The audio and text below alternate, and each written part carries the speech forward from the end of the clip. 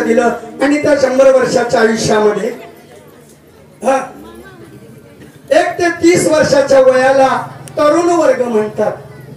1 ते 30 वर्षाच्या वयाला तरुण वर्ग म्हणतात. 30 ते 60 वर्षाच्या वयाला प्रौढ वर्ग म्हणतात आणि 60 ते 100 वर्षाच्या वयाला वृद्ध वर्ग म्हणतात. तिघांच्या वयाला काही शास्त्राने देवाने नियम घालून दिले. 1 ते 30 वर्षाच्या तरुणाला क्षमा मागून बोलतो, वयाच्या असलेल्या तरुणाला नाही. वयाचा तरुण त्याला मी त्याच्याबद्दल बोलत नाही. तरुण शब्दाचा अर्थ तरुण. तरुण शब्दाचा अर्थ ज्याला जीवनामध्ये आपण हा माणूस आहो, उद्या देव बनायचंय, संत बनायचंय. मी माणूस आहे तो म्हणजे तलवारीच्या धारेसारखं वेद वचन संत वचन जोपासणारा. असा जो कोणी असेल त्यालाच तरुण म्हणावं, एरवी त्याला तरुण म्हणू नये. पुढचे 2 शब्द त्याच्या पुढचे ऋण. 30 ते 60 वर्षाचं आयुष्य पंचऋणातून मुक्ती करण्यासाठी आणि शेवट उरलेलं 60 ते 100 वर्षाचं आयुष्य. 60 ते 100 वर्षाचा आवाज द्या. 60 ते 100 वर्षाचं आयुष्य महाराज. प्रत्येकाला 60 वर्षापर्यंत एक प्रमाणपत्र मिळत असतं, तरी डोळे उघडत नाही, तरी उचलून पाऊल टाकत नाही, तरी शाना होत नाही. अहो, कोरोनाने इतका मोठा आरसा आपल्याला दिला. जगात दुसरं प्रमाण द्यायची गरज नाही. अमेरिकेमध्ये 7 कंपन्याचा मालक, मुंबईला 3 कंपन्याचा मालक. ज्या वेळेस त्याला तो झाला आणि जेव्हा त्यांच्या गावी त्याला आणायचं तर स्वतःच्या बायकोने, ऐकताय ना, स्वतःच्या मुलांनी, स्वतःच्या आप्त परिवाराने सांगितलं इकडं आणू नका, तिकडच जेसीबीने, तिकडच, तोंड सुद्धा पाहू नका. भाषा कळते ना, इतकं तुमच्यावर त्यांचं प्रेम आहे आणि तुमचं त्यांच्यावर. एवढं कमवलं त्याचं हे चीज आहे. एवढा मोठा अनुभव, एवढं मोठं उदाहरण कोरोनानं दिलं. एवढं सर्वांनी ऐकलं असता आणि अनुताप केला असता तर महाराज 13 कोटी जप करायला फक्त 7 वर्ष लागतात. 7 वर्षामध्ये माणूस ईश्वराचं प्रत्यक्ष दर्शन करू शकतो. हे या कलियुगाच्या एका नामाचं, या कलियुगाच्या एका श्वासाचं, या कलियुगातील एका नरद्याचं नैतिक मूल्य आहे. सर्व खरं सांगा, खरंच एकमेकावर प्रेम आहे का आपलं? हे तुम्हाला सांगायला पाहिजे. किती प्रेम आहे, कशावरच प्रेम आहे, कोणतं प्रेम आहे? दिल्या घेतल्याचे जवरी चळण गा.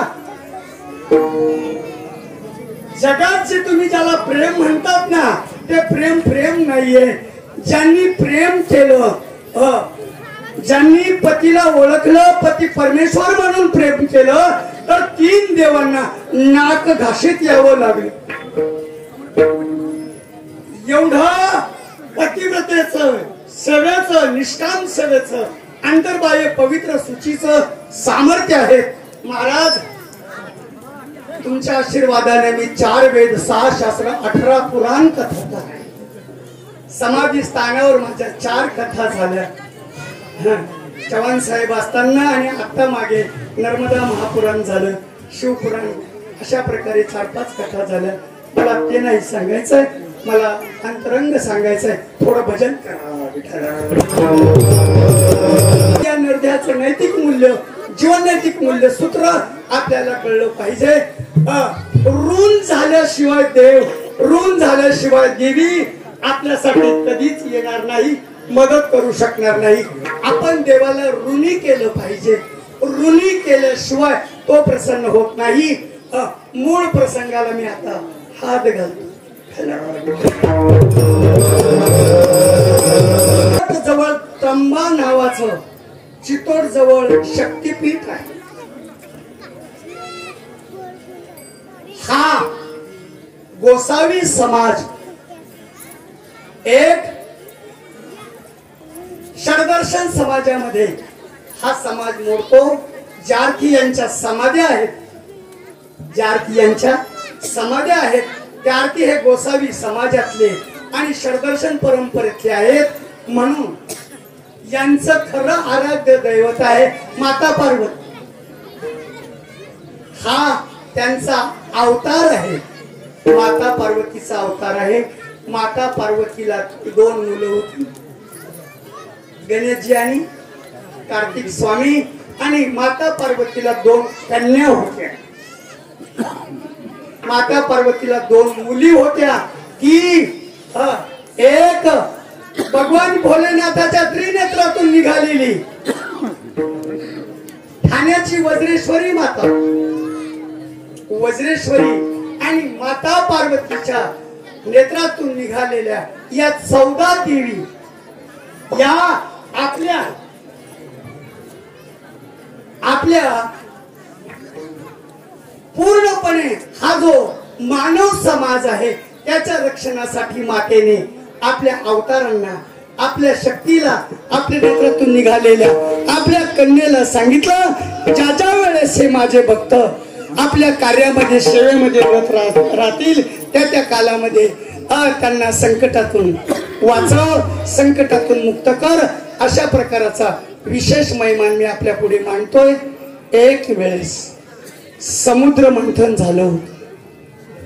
समुद्र मंथन झाल्यानंतर सर्वांनी समुद्राचं घुसळण झालं आणि घुसळण झाल्यानंतर समुद्रातून हलहल विष निघालं, समुद्रातून अमृतही निघालं. त्या अमृताचे 5 कुंभ भरले, 5 ठिकाणी ठेवले. 4 ठिकाणाचा आज कुंभमेळा प्रयागचा अक्षयवट या ठिकाणी लपवून ठेवलं. आमच्या हरिद्वारचा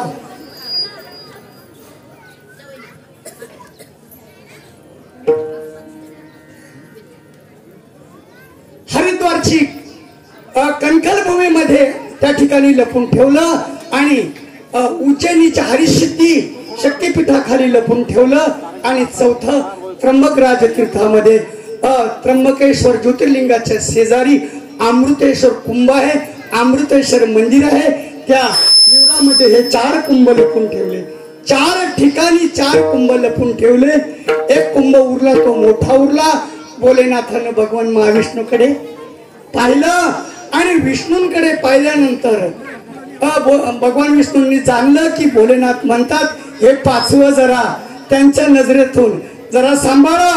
भगवान म्हणाले काही काळजी नका भोलेनाथा, मी गरुडावर आलोय. त्या 5व्या कुंभाला मी माझ्या गरुडाच्या समोर वरून वस्त्र टाकील, झाकून घेईल, आकाश मार्गे सुरक्षित ठिकाणी नेईल, काळजी करू नका. महाराज आसुरांनी सुद्धा साधना तप केले. एकाला दृष्टी होती, त्याने ओळखलंय हा विष्णू आणि स्वतः शिवाज्ञेनं हे अमृत घेऊन जातोय.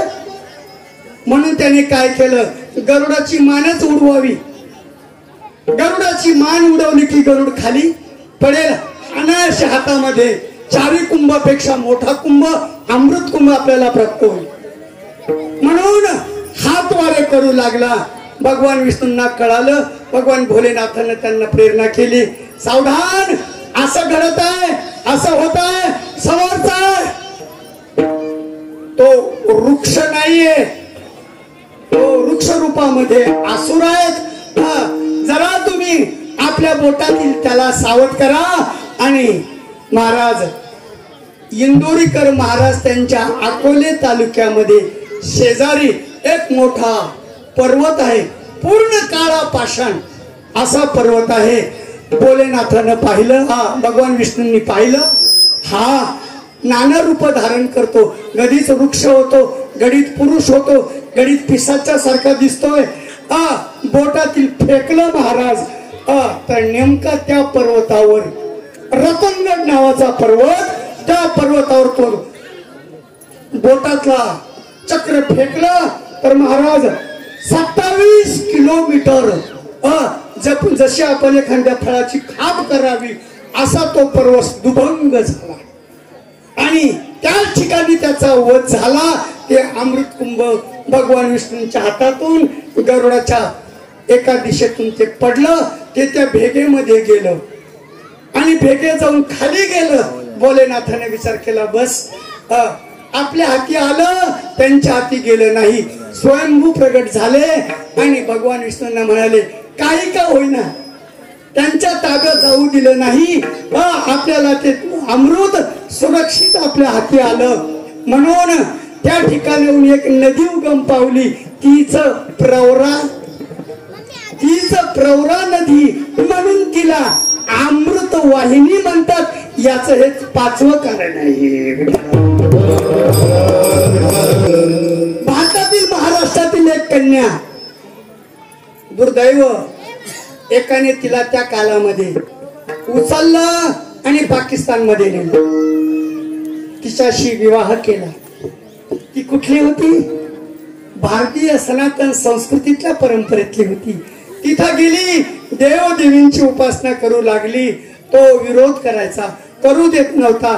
काही झालं, कोणी किती अडवलं, होठ काही, मनातलं जप काही करता येत नाही. सर्व काही ती अंतरंगाने करू लागली.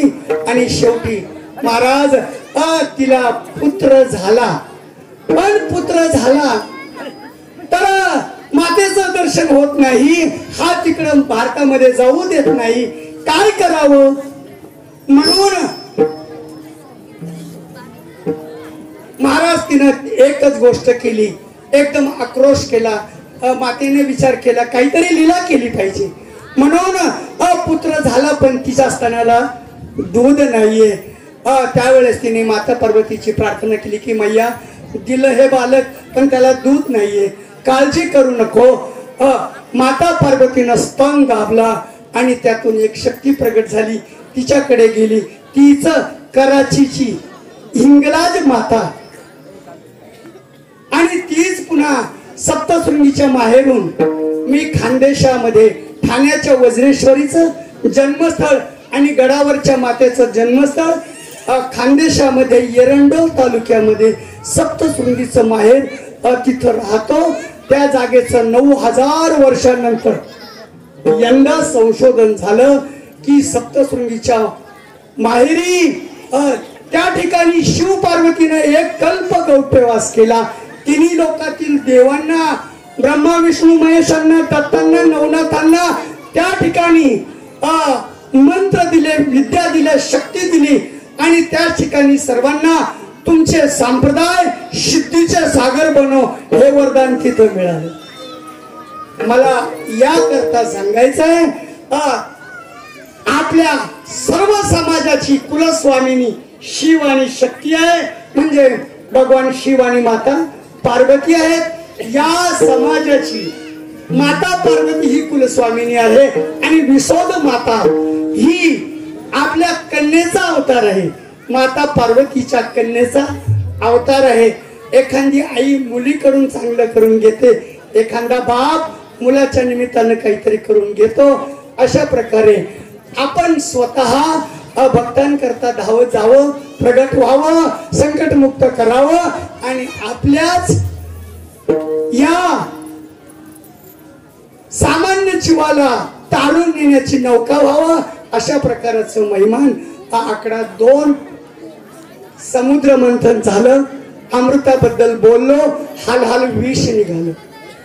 हाल विष निघाल्यानंतर भगवान शिवांच्या नेत्रातून निघालेली तिने विचार केला, हे लोक, हे देव आमका निघालं, नवरत्न निघाले, मला द्या, मी घेतो, मी स्वीकारतो.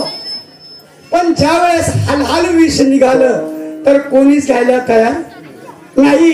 शेवटी भगवान म्हणाले, अरे घ्या ना, आतापर्यंत नवरत्नापैकी 8 रत्न तुम्ही, हा म्हणतो मला द्या, तो म्हणतो मला द्या, मी स्वीकारतो. त्यासाठी महाराज युद्ध केलं, प्रयत्न केले. आता हे विष घ्या ना. त्यावेळेस सर्वांनी विषाचं स्वरूप जाणून आणि सांगितलं, भगवान हे विष जर नुसतं जमिनीवर पडलं तर एखाद्या पेट्रोल सारखं पेट घेईल, हे जग राहणार नाही. काही करा, तुम्ही आमचे माता पिता आहात, तुम्ही आमचं मूळ आहात, आराध्य आहात, म्हणून तुम्ही एक करा, या विषाला सांभाळा. भोलेनाथाच्या त्रिनेत्रातून निघालेली ठाण्याची वज्रेश्वरी हिचा पहिला होता. भगवान शिवाच्या नेत्रातून निघालेली शिव पार्वतीची कन्या वज्रेश्वरी, तिने काय केलं, एक विशाल असं भ्रमर भुंगा नावाचं रूप धारण केलं आणि भोलेनाथाच्या आता तोंडाला विष कलश लावणार तेवढ्यामध्ये तिने गाठीच्या वर छिद्र पाडलं आणि माता पार्वतीला सांगितलं, मैया त्यांना कळू देऊ नको, मला त्यांचं रक्षण करायचंय, त्यांच्या पोटामध्ये एक थेंब सुद्धा हे जाऊ द्यायचं नाहीये, एवढं करा, माझ्यासाठी काही प्रयत्न करा आणि हे विष अशा ठिकाणी टाका जिथं जे देवच मानत नाही, जे पापच मानत नाही, ज्यांना पुण्य काय असतं ते माहित नाही आणि पशुआदिकापेक्षाही ज्यांची क्रिया ज्यांचं कर्म अशा प्रकारचं आहे तिथं जाऊन हे विष पडावं म्हणून तिथं गेलं. म्हणून ते आज असुर राक्षस धर्म कार्यामध्ये विघ्न आणणारे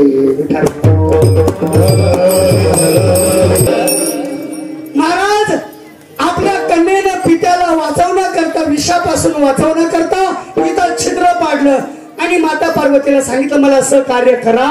तर विषांकुशी विष पोटात न जाऊ देणे आणि माझ्या रोमारोमातून ते जिथं असुर असतील, जिथं राक्षस असतील, जिथं वाईट लोक असतील, जिथं कोणीच नसेल अशा ठिकाणी जाऊन पडावं, जेणेकरून कुणालाही त्याचा उपद्रव होऊ नये अशा ठिकाणी पडावं.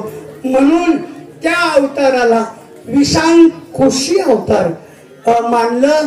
आणि दुसरा अवतार महाराज एक प्रसंगाला हा जो गोसावी समाज आहे, पूर्वीचा काल आहे, घरोघर पीठ मागायचं, घरोघर भिक्षा मागायची आणि भिक्षा मागत असताना कुणाचं कसं, कुणाचं अन्न कसं, कुणाचं अन्न कसं, कुठलं अन्न, तर मैया हे आम्ही मिळालेलं अन्न, मिळालेली मधुकरी, मिळालेली शिदोरी दररोज शुद्ध करू, आम्हाला आपल्या चरणापासून, आपल्या सेवेपासून दूर करू नका. म्हणून माता पार्वतीनं सांगितलं, काही काळजी करू नका, तुम्ही मागितलं ना, मी तुमच्यासाठी विसोद नावाची एक शक्ती तुमच्या या कुलामध्ये निर्माण करते आणि माझी भोलेनाथाची आणि तिची शक्ती तुमच्या पाठीशी राहील आणि कुठेही जा, मागे पुढे उभा, तसं ती तुमचं रक्षण करेल.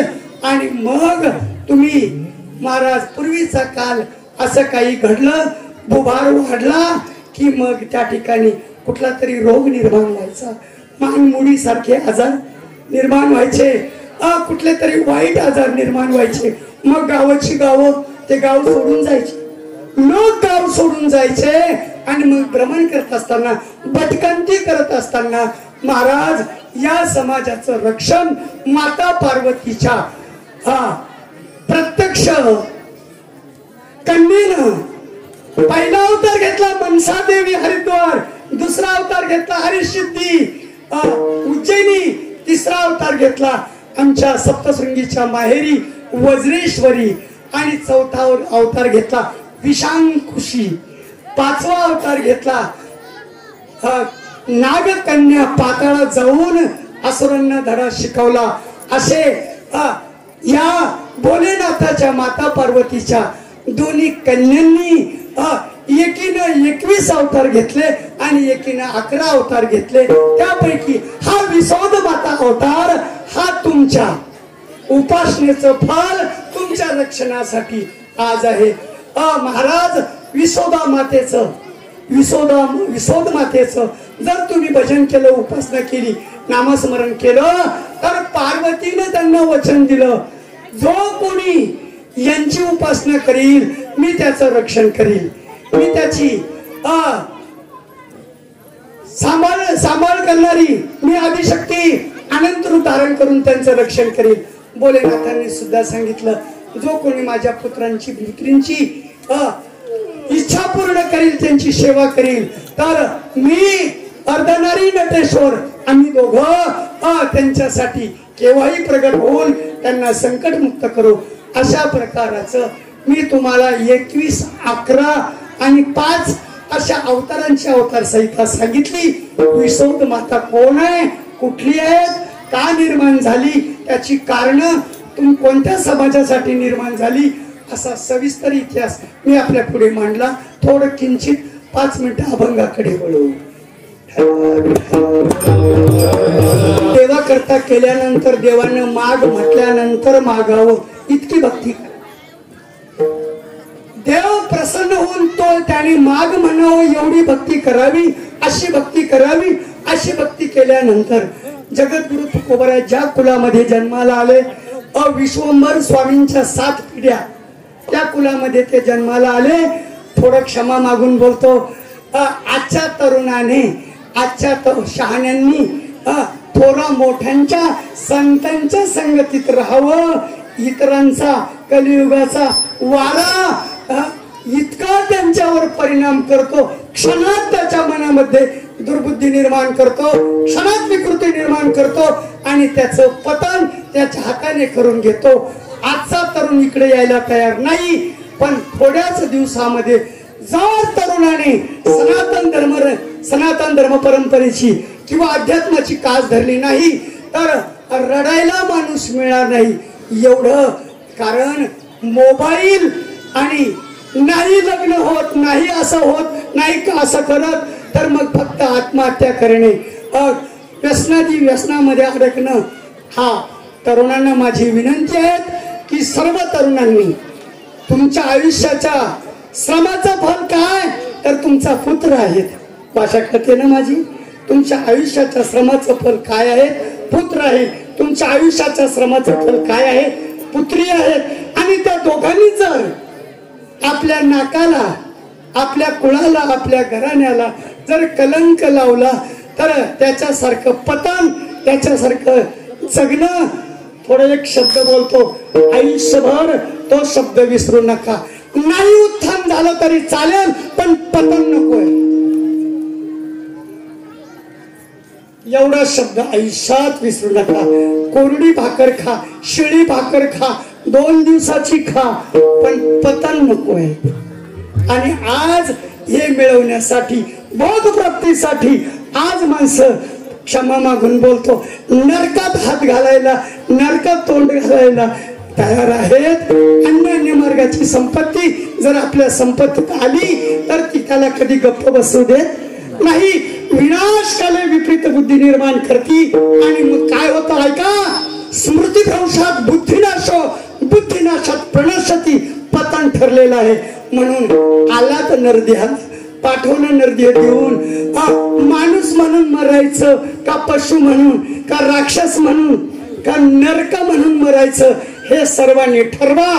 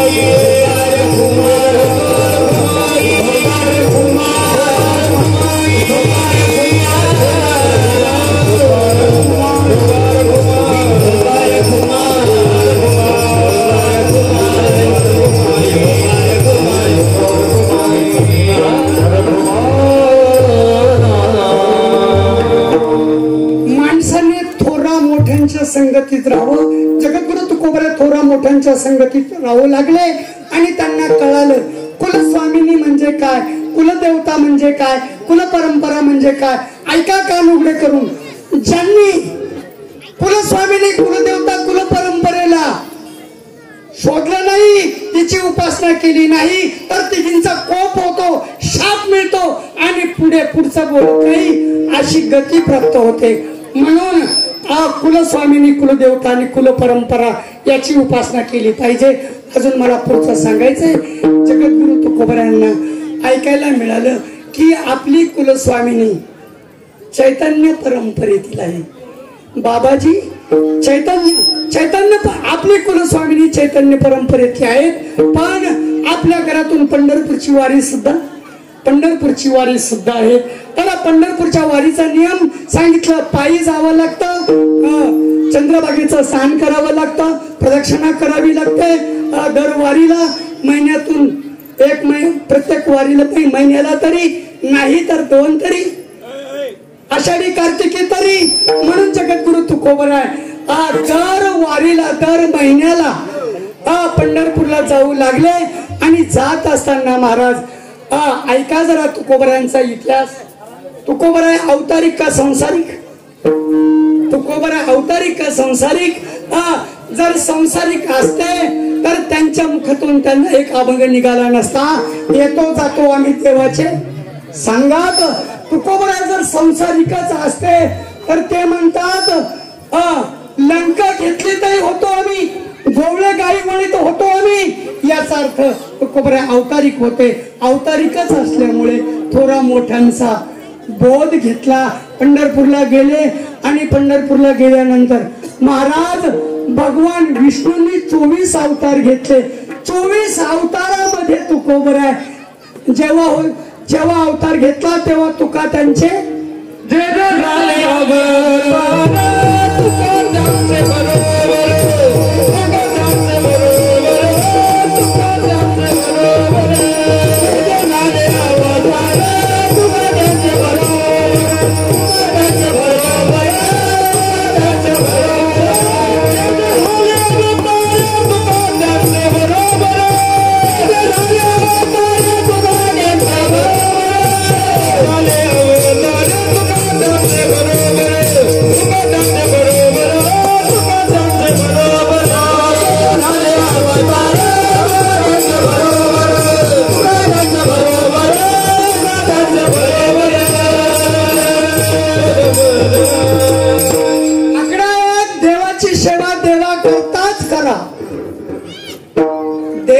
सेवा भोगा करता ऐक परलौकिक प्राप्ती करता करू नका. महाराज 24 अवतारामध्ये जगद्गुरु तुकोबरायांनी परमात्म्याने माग म्हणावं काहीच मागितलं नाही. 24 अवतार निघून गेले. 23 अवतारामध्ये काही मागितलं नाही. आणि जगद्गुरु तुकोबरायांचा हा तुकोबराय अवतार हा शेवटचा अवतार होता. आणि पांडुरंग परमात्मा हा 24 अवताराचा गाभा शेवटचा अवतार असल्यामुळे परमात्म्याला असं वाटलं माझा शेवटचा अवतार आहे. आणि तुकोबरायांचा सुद्धा अवतारिकापैकी शेवटचा अवतार आहे. तुकोबरायानंतर अवतारिक संत झाले नाही, झाले भक्ती करून भक्त झाले पण अवतारिक नाही. गेला दिगंबर विश्वर विभूती दाईला त्या कीर्ती हो. आता पुढे होणे नाही म्हणजे तुकोबरापर्यंत अवतारिक होत होते. आता भक्ती करून भक्त होतात एवढंच खरं आहे. आणि विचार केला 24 अवतार माझी सेवा केली काहीच मागितलं नाही. आणि आता जर मागितलं नाही, आता जर दिलं नाही डोक्यावरच खांद्यावर येणार नाही. आणि पुन्हा 25वा अवतार घ्यायची पाळी. यांच्यासाठी 25वा अवतार घ्यायची पाळी येईल म्हणून जवळ येऊ दिलं. मस्तक पायावर मस्तक टेकवणार. परमात्म्याने हात पकडले. हात पकडल्यानंतर सांगितलं महाराज 24 अवतारात काहीच मागितलं नाही. डोक्यावर ओझ झालं हो. डोक्यावरच खाली आलं पाहिजे. निदान खांद्यावरून कमरापर्यंत तरी काहीतरी मागा. तुकोबरायांनी सांगितलं नारायणा 24 अवतारापासूनची तुझी माझी संगती आहे. माझ्या समोर असे नमुने आले, तुझ्या पुढे आले, मागितलं तू त्यांना 1 मिनिट न लावता त्याचा विचार न करता लगेच दिलं. पण आजपर्यंत ते दिलेले त्यांना दिलेलं ते आजपर्यंत मला तुझ्याकडे येताना दिसले नाही. याचा अर्थ मी कळून घेतला. आलेल्यांना त्यांनी मागितलं ते देतो पण चिरीमिरी देऊन कायमच दूर करतो. तू कसा आहे हे तुला ओळखलंय. आता मला माग म्हणणार, मी त्यांच्यासारखं मागणार, त्यापैकी मी नाही. आतापर्यंत 24 अवतारामध्ये जे आले त्यांनी मागितलं, चिरीबिरी देऊन कायमचं दूर केलं, त्यापैकी मी नाहीये. माझं सूत्र तुमच्या पुढे मांडतो. त्यांनी मागितलं ते मला नकोय. तुम्ही देत असाल तेही मला नकोय. मी मागतो, ते देत असाल तर मागतो, नाहीतर त्यांच्याकडे, तुमचं तुमच्याकडे. भगवान म्हणतात मी प्रसन्न झालो, 24 अवतारानंतर प्रसन्न झालो, डोक्यावरचं खांद्यावर येण्याकरता प्रसन्न झालो. आणि यांनी तर मोठी आट घातली. बरं म्हटले, मी जे देईल ते नको आहे, तर तू मागशील ते पाहिजे ना, तर सांग काय मागायचं. अभंगाचा प्रथम चरण.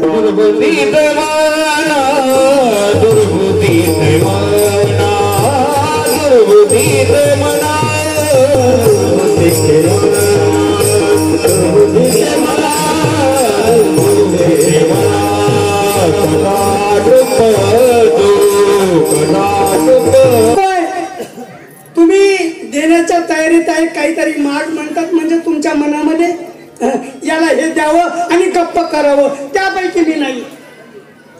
मी मागेल ते देत असाल तर मागतो. म्हटले काय मागायचं मागा.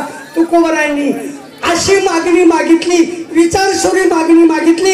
हे नारायणा ऐका, कान उघडे करून सर्वांनी आजचा अभंग सर्वांनी पाठ करा. आजचा अभंग सर्वांनी पाठ करा आणि देवाच्या देवीच्या समोर गेल्यानंतर दररोज हा म्हणा, हे नारायणा माझ्याही मनामध्ये दुर्बुद्धी येऊ देऊ नका. काय मागणी मागितली? हे नारायणा माझ्या मनामध्ये दुर्बुद्धी येऊ देऊ नका.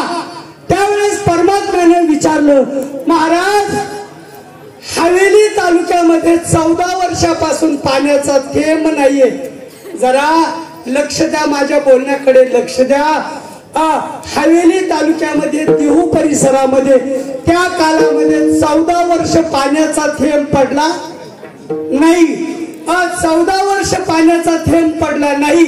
आणि अशा काळात जर आपल्यावर देव प्रसन्न झाला तर आपण खरं सांगा काय मागू, काय मागू. अहो त्या दुष्काळामध्ये स्वतःची संपत्ती गेली, स्वतःची एक बायको, अन्न दुष्काळ आणला, द्रव्य नेला मान, एक स्त्री अन्न अन्न करता मेली. एवढा मोठा दुष्काळ, भाषा कळते ना. अशा दुष्काळामध्ये जर आपल्यावर देव प्रसन्न झाला तर खरं सांगा, निदान कीर्तनात बसलेल्या आता तरी आपण देवाकडे काय मागितलं असतं. तुमचं जाऊ द्या, तुम्ही मोठी माणसं आहे, आम्ही कंबर बांधून 2 तास जर आमच्यावर प्रसन्न झाले असते तर मी स्वतः सांगितलं असतं, देवा द्यायचंच असेल ना तर गुजरात प्रांतामध्ये सरदार सरोवर आहे. सरदार सरोवर आहे, त्याच्या पहिल्या टेलला 100 एकर जमीन द्या म्हणजे बस. पुन्हा म्हणाले असते, हिजा आता तुझ्या अजून काय मागायचं मागा. तर म्हटले देवा द्यायचंच असेल ना तर म्हणतात बघ तुमच्याकडे रिद्धी आणि सिद्धी आहे, त्यापैकी काही मागे न ठेवता सर्वचे सर्व माझ्या पदरात टाका. आणि इजा बिजा अजून म्हणाले असते, देवा महाराज काहीतरी मागा, तर आम्ही सरळ सांगितलं असतं, नारायणा जरा विटेवरून खाली या आणि आम्हाला तिथं उभं राहू द्या.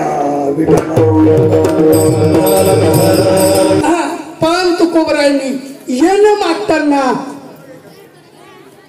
दुष्काळात 14 वर्ष पाण्याचा थेंब नाहीये. देवा आकडा 1 पर्जन्यष्टी मोकळा करा ना. आकडा 2 त्या दुष्काळामध्ये माझी पत्नी अन्न अन्न करता गेली, तिला जिवंत करा ना. या गोष्टी न मागता ही मागणी का मागितली? परमात्म्याने त्यांना विचारलं. त्यावेळेस तुकोबरा म्हणतात, नारायणा तुमचा शोध घेण्याकरता, तुमच्या स्वरूपाचं ज्ञान प्राप्त होण्याकरता मी पाहिली पुराणे, धांडोळी दरुषाने अलोक्य सर्व शास्त्रांनी विचार्यच पुन्हा पुन्हा इदमेकम सुनिष्पन्नम. 4 वेद 6 शास्त्र 18 पुराणे पान चाळलं. आणि पान चाळत असताना एका ठिकाणी मला पुराणामध्ये असे पुरावे मिळाले, मोठमोठ्यांचे पुरावे मिळाले. जरा कान उघडे करून ऐका. ज्यांच्या ज्यांच्या मनामध्ये दुर्बुद्धी निर्माण झाली, त्यांचं वाटोळं झालं, ते रसातळाला गेले, त्यांचा वंशखंड झाले, वंशखंड झाला. त्यांच्या वाड्यामध्ये आज येड्या बावळीच्या काठ्या उठल्या. अहो, त्यांच्या वंशामध्ये आज दिवा लावायला सुद्धा कोणी शिल्लक नाही. असा वेद पुराणांचे पुरावे, मोठमोठ्यांचे पुरावे, राजे देवांचे पुरावे मी डोळ्यासमोर आणले आणि त्या भीतीपोटी माझ्या अंगावर शहारे उभे राहिले आणि एकच मी जीवनातलं सार निवडलं. अरे, दुर्बुद्धी सारखा वाईट दोष जगात दुसरा कोणताच नाहीये. म्हणून नारायणा तुम्ही माग म्हणाले, म्हणून मी मागितलं, हे नारायणा माझ्या मनामध्ये दुर्बुद्धी येऊ देऊ नका. म्हटलं ठीक आहे, आहेच 23 अवताराचं निष्काम पुण्य, मी तुमची पहिली मागणी पूर्ण करतो. अजून काय मागायचं मागा. द्वितीय चरणात आता मी माझ्या 23 अवतारांची शक्ती तुम्हाला प्रदान करतो. आता इथून पुढे तुमच्या मनामध्ये दुर्बुद्धी येऊ देणार नाही. जगद्गुरु तुकोबराय विचार करतात की परमात्म्यानं दुर्बुद्धी मनात येऊ देणार नाही म्हणतात, पण दुर्बुद्धी निर्माण करणारे शरीरामध्ये असलेले त्यांचा विचार नाही केला, ते शुद्ध आहेत का अशुद्ध आहेत. मग तुकोबराय कडागले, म्हटले नारायणा वचन दिलं मला की मनामध्ये दुर्बुद्धी येऊ देणार नाही, पण पुढचा चरण काय. आता माझं आयुष्य करी तुझे पाय चित्ती धरी. नारायणा चित्त शुद्ध झाल्याशिवाय, भाषा कळते ना, चित्त शुद्ध झाल्याशिवाय दुर्बुद्धी मनात येणार नाही. जोपर्यंत चित्त शुद्ध होत नाही तोपर्यंत दुर्बुद्धी मनात आल्याशिवाय राहत नाही. मग नारायणा एकच सांगा, अगोदर माझं चित्त शुद्ध करण्याऐवजी तुम्ही लगेच पहिली मागणी देऊन टाकली. मग म्हटले मला पुरावे द्या, तुम्ही मागणी का मागितली. म्हटले पांडवांच्या संपत्तीबद्दल, द्रौपदी बद्दल एकाच्या मनात किंचित दुर्बुद्धी आली होती, तर त्याचं कसं झालं नारायणा हे सांगायला पाहिजे.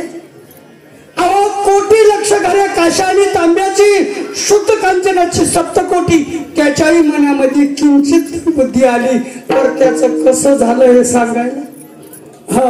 जगाला प्रकाश देणारा चंद्र, त्याच्या मनात किंचित दुर्बुद्धी आली, तर त्याचं कसं झालं. हजारो पुरावे देईल, एकच काय हजारो पुरावे देईल. अगोदर चित्तशुद्धी आणि नंतर वरदान. तुम्ही अगोदर छातीला हात लावून सांगितलं मनात दुर्बुद्धी येऊ देणार नाही, तर अगोदर चित्त शुद्ध, अगोदर माझं चित्त शुद्ध करा. ऐका, चित्त शुद्धीचे 3 शत्रू आहेत. आपले खरे 3 शत्रू आहेत, खान पान आणि संग. माणसाची बुद्धी भ्रष्ट का होते, माणसाच्या मनामध्ये दुर्बुद्धी निर्माण का होते, त्याचं कारण आहे खान पान आणि संग. कुणाच्या हातचं खातो, कुठलं खातो, कसं खातो, त्याचे विचार काय, त्याचं अंतकरण काय, हे त्याचे परिणाम आहेत. पुरुष, स्त्री पुरुष, लहान मोठे तरुण जे बोलतोय ना, तुम्हाला त्याचं ज्ञान नसल्यामुळे आपण जे बोलतोय वाईट, निंदात्मक, महाराज त्याच क्षणी आपला पुण्यक्षय होतो. 10 वर्षाचं केलेलं पुण्य,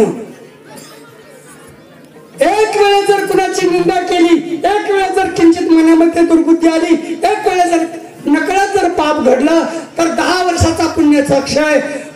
पुन्हा ते थोडंफार पुण्य केलं, इकडचं तिकडचं वारीचं सेवेचं, पुन्हा एखाद्या वेळेस एखाद्याची निंदा केली तर पुण्याचा क्षय. मी माझ्या पदरचं बोलत नाही. आदि किए हुए जप तप ध्यान धारणा करोडो देवतां की पूजा की हो सब नाश हो जाती है. म्हणून जगद्गुरु तुकोबरायांनी ही मागणी मागितली ना, अगोदर चित्त शुद्धी आणि नंतर वरदान द्या, मनामध्ये दुर्बुद्धी येऊ देणार नाही. म्हटले नारायणा असं करा ना, मनात दुर्बुद्धी येऊ नये यासाठी एक करा, दोन्ही पैकी काहीतरी करा. चित्ती तुझे पाय, डोळा रूपाचे ध्यान, अखंड मुखी नाम तुमचे वर्णावे गुण, याची एक मागण्याची तुम्हा दातारा. आता पुढचा शब्द ऐका, उचित ते करा. तुम्हाला योग्य वाटेल अयोग्य वाटेल ते ठरवा. आणि दोन्ही पैकी एकतर तुमचे पाय माझ्या चित्तामध्ये ठेवा, नाहीतर माझं हे अशुद्ध चित्त तुमच्या पायाजवळ कायमचं जडून ठेवा. असं झालं तरच मनात दुर्बुद्धी येणार, आणि असं नाही झालं तर दुर्बुद्धी मनात आल्याशिवाय राहणार नाही.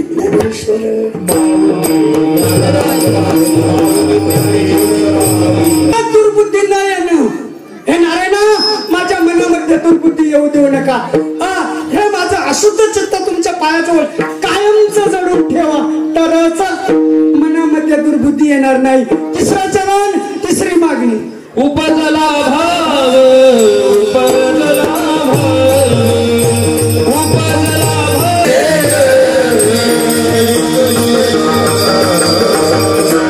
पहिली मागणी मागितली, हे नारायणा अरे माझ्या मनामध्ये दुर्बुद्धी येऊ देऊ नका. म्हटले अजून काय मागायचं मागा. हे माझं अशुद्ध चित्त तुमच्या पायाजवळ कायमचं जडून ठेवा, आणि तुमचे नाही तुम्हाला जमलं तर तुमचे पाय तरी माझ्या चित्तामध्ये स्थापित करा, तरच मनात दुर्बुद्धी येणार नाही. म्हटले अजून काय मागा. म्हटलं तिसरं चरण. काय मागितलं नारायणा, ऐकताय ना, जितक्या लवकरात लवकर सज्जनांच्या संगतीमध्ये याल, सदा तुम करते रहे हो सतपुरुषों का संग, सदा तुम करते रहे हो सतपुरुषों का संग, झूठे पुरुष के संगत से होती है मति भंग. जैसी संगत वैसी रंगत, लीजो मन के धार, सतपुरुषों का संगत से तुम हो जाएगा पार. जैसी संगत वैसी रंगत. ठला ठला.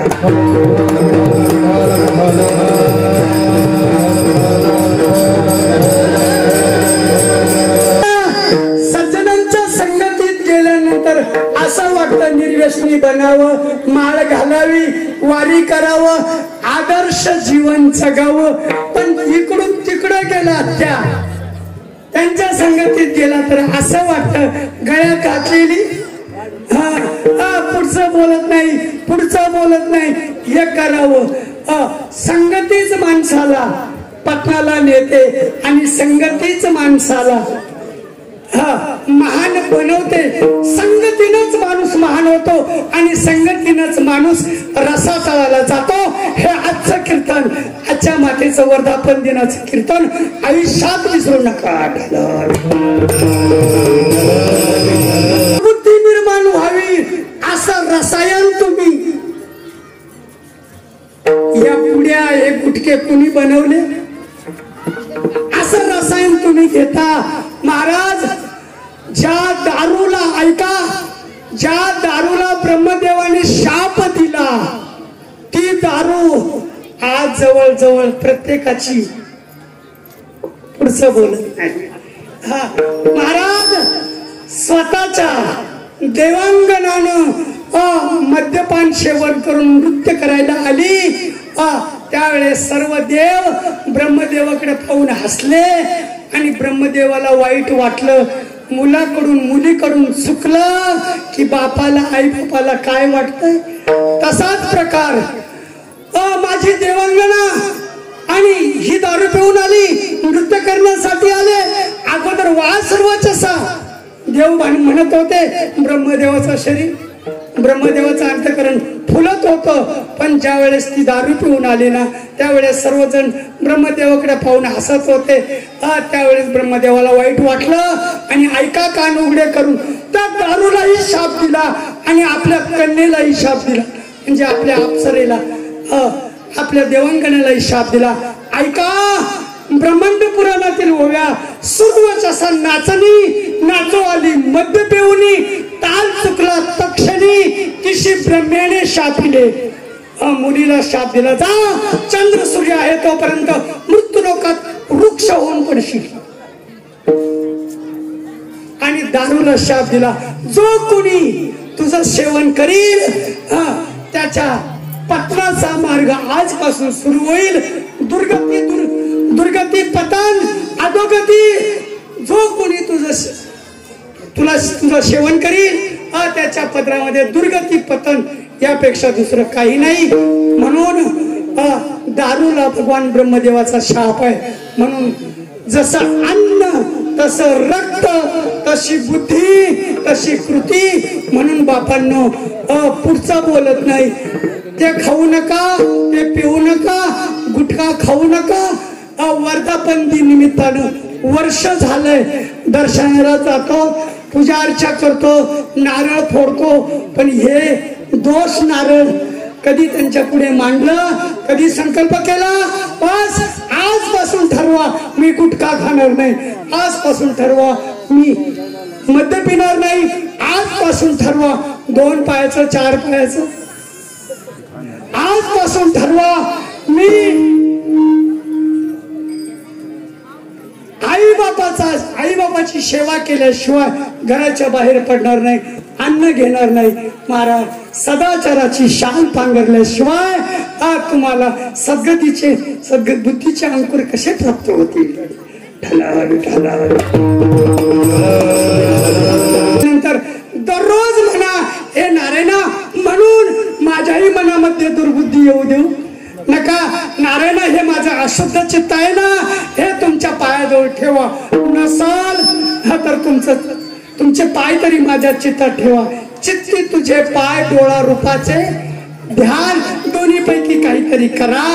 आणि ऐका, जितक्या लवकरात लवकर चांगल्यांच्या संगतीमध्ये उत्कंठा निर्माण होते, तितक्याच लवकरात लवकर वाईटांच्या संगतीमध्ये गेले काय धरून बसला. त्यांचं सांगायचं काम आहे आपलं, लगेच काढतो आणि पुढचं बोलत नाही. म्हणून या 3 मागण्या त्यांनी मागितल्या. जगद्गुरु तुकोबराय म्हणाले, नारायणा बस मला जे मागायचं ते मागितलं. तुझा मृत्यू लोकातील कायदा आहे इजा बिजा तिजा. म्हटले आजपर्यंत मी लोकांकरता इजा बिजा तिजा, तुमच्या करता मात्र 4था कायदा अभंगाच्या 4th जन्मात. तुझे माया चित्ती धरी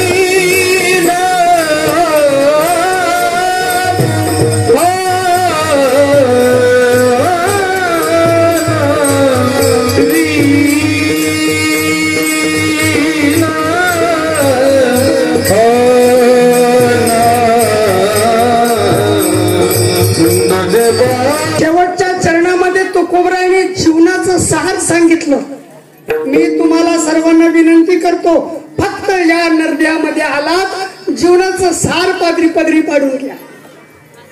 लग्न करणं पुरुषार्थ नाहीये, मुलं बाळ होणं पशुपशवाधिकांनाही होतात.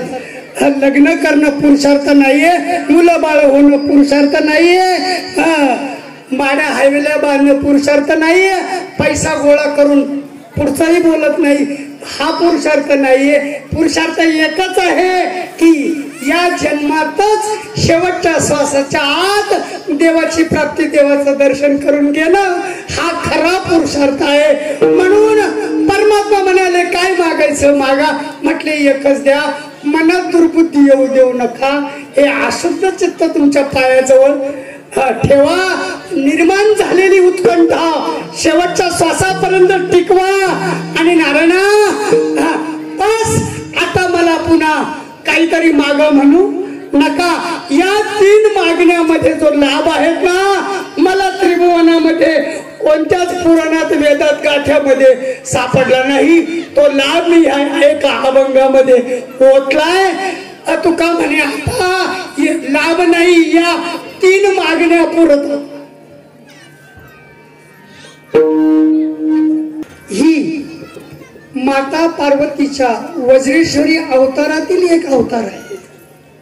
ती तुम्ही भ्रमण करत असतात, भिक्षा मागत असतात, तर तुमच्या पाठीमागे मागे पुढे उभा तुमचं रक्षण करती आहेत. आणि ती राजकोट जवळ आहे.